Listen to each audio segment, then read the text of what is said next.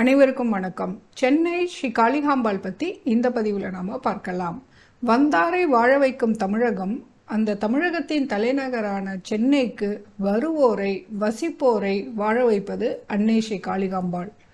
சென்னையின் அடையாளங்களில் ஒன்றாக இருக்கும் காளிகாம்பாள் தான் சென்னைக்கு அடையாளத்தை முகவரியை ஏற்படுத்தி தந்தவர். அந்த காலத்தில் காளிகாம்பாளுக்கு செந்தூரம் பூசி வழிபட்டதுனால சென்னம்மன் சென்னையம்மன்னு அழைக்கப்பட்டார். அந்த சென்னம்மன் பெயரினால்தான் மதராசப்பட்டினமான நகரம் சென்னையாக மாறியது. காஞ்சி காமாட்சி காளிகாம்பாளின் அம்சங்களில் ஒன்றானவர். சென்னை கடற்கரை பகுதியில் புனித ஜார்ஜ் கோட்டை அருகே காளிகாம்பாள் கோவில் முதலில் ஸ்தாபிக்கப்பட்டது. கோட்டை அருகே இருந்ததால் கோட்டையம்மன் என்று அழைக்கப்பட்டார். கடலும் கடல் சார்ந்த இடத்திற்கு நெய்தல் என்று பெயர். கடற்கரை அருகே கோவில் கொண்டதால் காளிகாம்பாளுக்கு நெய்தல் நில காமாட்சி என்ற சிறப்பு பெயரும் உண்டு. 16ஆம் நூற்றாண்டில் ஆங்கிலேயருடைய வேண்டுகோளுக்கு இணங்க அம்மனுடைய திருக்கோவில் புனித ஜார்ஜ் கோட்டை பகுதியில் இருந்து தற்போது இருக்கும் தம்புசெட்டி தெருவிற்கு இடமாற்றம் செய்யப்பட்டது.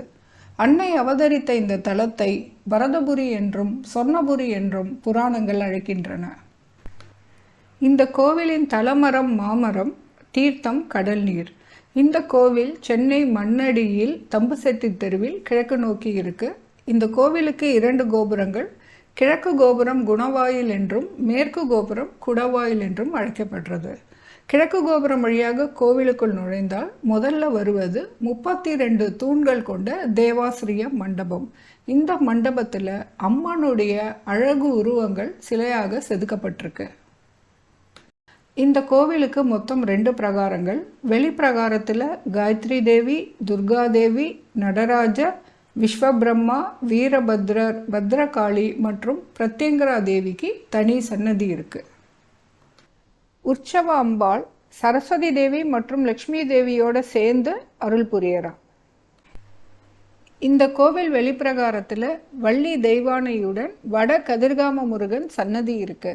அந்த முருகன் அருளால் ஆண்டவன் பிச்சை என்ற கவிஞர் உள்ள முருகுதடா முருகாங்கிற பாடலை அந்த முருகன் சன்னதியிலேயே அரங்கேற்றம் செய்திருக்கார்.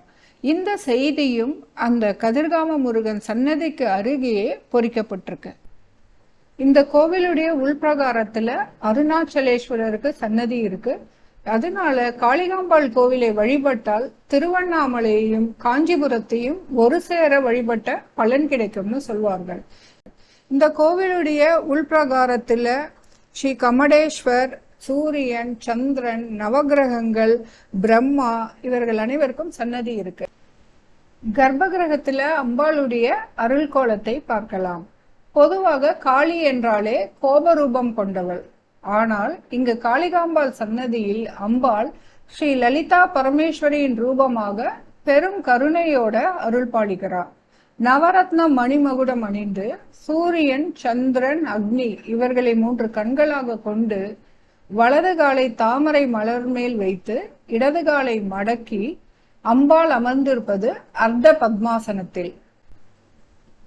தன்னுடைய 4 கரங்களில் 3இல் அங்குசம், பாசம், நீலோத்பவ மலர் ஏந்தி 4வது கரத்தில் வரத முத்திரை, அதாவது அம்பாளுடைய திருவடியை சரணம் அடைய வேண்டும்னு சொல்ற வரத முத்திரையுடன் நமக்கு அருள் பாலிக்கிறார்.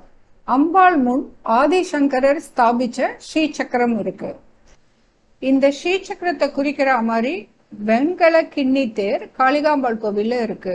இந்தியாவிலேயே மிகப்பெரிய வெண்கல கிண்ணி தேர், அதாவது ஸ்ரீசக்கர ரதம் காளிகாம்பாள் கோவில்ல தான் இருக்கு. காளிகாம்பாளை தேவர்கள், முனிவர்கள், ரிஷிகள் வணங்கினார்கள். குபேரன் அன்னையை தரிசித்த பிறகுதான் குன்றாத செல்வம் பெற்றார்னு புராணங்கள் சொல்றது. மராத்திய மன்னரான வீர சிவாஜி 16ஆம் நூற்றாண்டு காளிகாம்பாளை தரிசனம் செய்ததாக கல்வெட்டு செய்தி சொல்றது. மகாகவி பாரதியார் யாதுமாகி நின்றாய் காளின் பாடியதே காளிகாம்பாள் அன்னையைத்தான். அந்த அன்னையிடம் ஓர் வேண்டுதலை வைத்து இந்த பதிவை நான் முடிக்கிறேன். கடல் அருகே கருணையுடன் அருள் புரியும் கருணை கடலே, சென்னைக்கு அடையாளம் தந்த அன்னையே, உன்னையே தஞ்சமென்றடைவோர் வாழ்வில் வெற்றியை தருவாயாக. மீண்டும் பேசலாம்.